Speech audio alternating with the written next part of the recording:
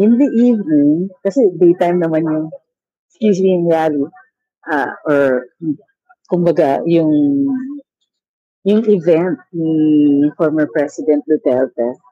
So that's on Sunday, no? In the evening, ilalabas yung show naman ni Mayor Baste Duterte, where we hold a conversation, kumbaga, chikahan kami on his program, Basta Tabawenyo, which is shown on his channel, on his Facebook page. We will be sharing it para mapanood nyo. Masaya yan, masaya yung chikahan namin. You'll see a different side of the mayor. Kumbaga, nakakatuwa siya.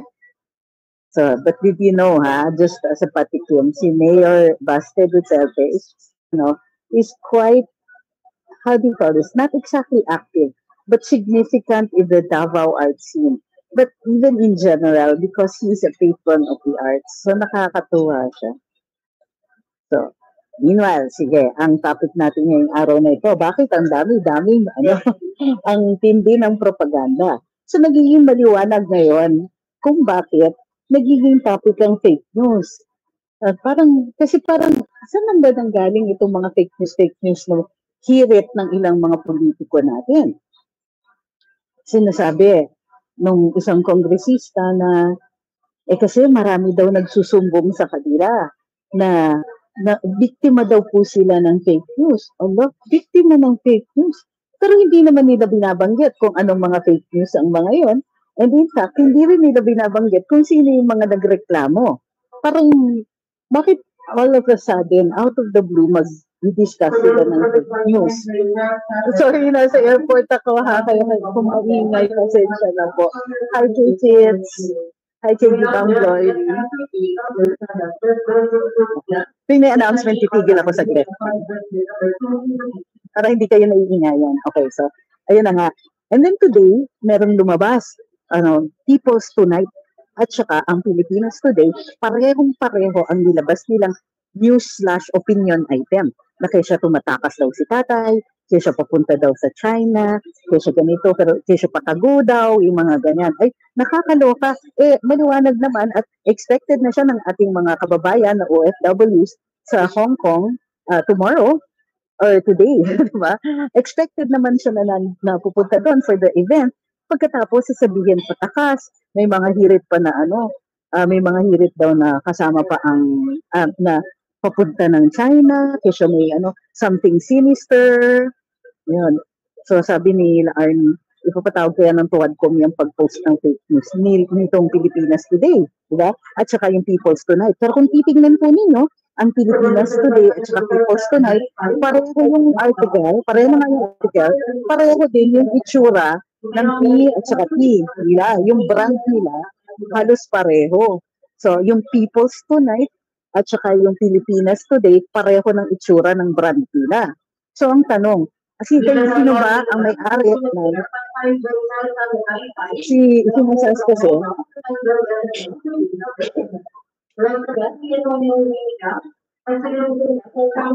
hindi kaya ng noise cancellation. Kukuha ako ng noise cancellation, huwag kayo mag-alala, mag-ipon lang muna ako.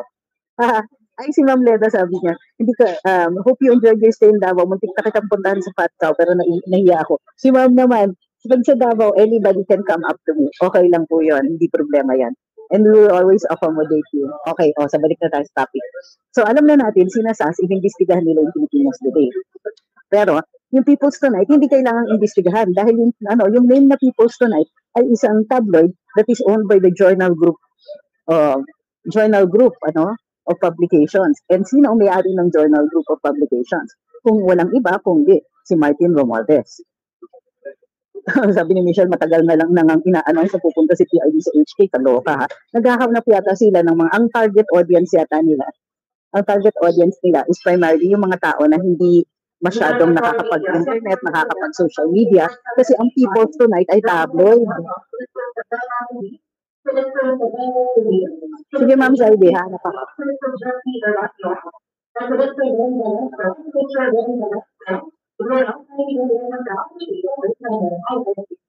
Shout out kay Jake Yahoo.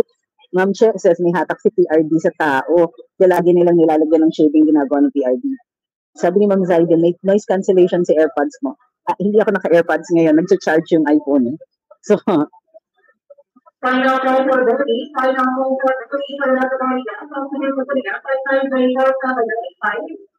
hintay ko na matapos yung ano. Alam niyo, kanina hindi mag-ingay dito sa airport. Ngayon na nag-umpisa ako mag-live, gusto talaga naman ang timing ko, ano. Yun, okay. Sabi ni Opus, istambao sa shareholders ABS-CBN. Yan po ang bali-balita. Or he bought up yung assets ng ABS-CBN. We have to find out which is which. Sabi ni Ma'am Jocelyn, lahat na lang ng pansira ginagawa ng BBM ad. Oo nga eh. Sabi ni Federino, hindi po ba PDP ang minority? Grabe ang ingay ni ate ngayon. Hindi po. Hindi ko alam. Hindi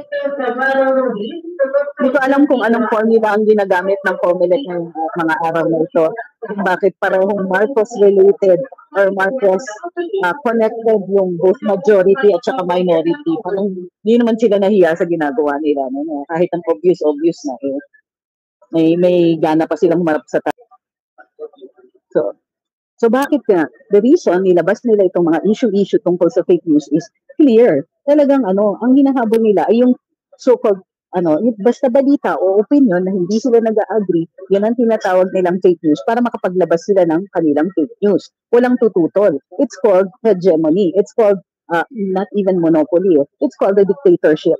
A dictatorship not by a political entity but by a corporation. Parang monopolist sila. They want to monopolize public opinion, and they have weaponized the Congress, or at least it appears that they are weaponizing yung House of Representatives to go after the opinions they don't like para monopoly na nga. So look what they have been doing, ha? So COMELEC has approved so many disqualifications na many of the local candidates and particularly candidates for Congress are running unopposed. Right? Second, they give out ayuda. Pero ang nakakapamigay lang ng ayuda ay yung mga sumasali kay Martin Romualdez o sa partido ni Martin Romualdez kung hindi man sa partido ng presidente. Okay. So, meron kang unopposed candidates, meron kang sandamakmak na ayuda, may COMELEC resolution that allows the giving out of ayuda until just 10 days before elections. O kakaiba yun. In addition to that, may mga issuances ang COMELEC tungkol dun sa mga nag-a-attack ng mga kandidato. So, wow. Kailan pa naging ultra-protected ang kandidato? Violation yan ng free speech. Pero let's see kung makakahabol yung mga gustong mag-file ng kaso tungkol dyan. Next, suddenly may investigations into fake news. And then suddenly, may resurgence or surge of fake news that favors administration candidates. So anong tatawagin natin sa ginagawa nilang ganyan? Diba? There's no other way to call it except dictatorship or oppression.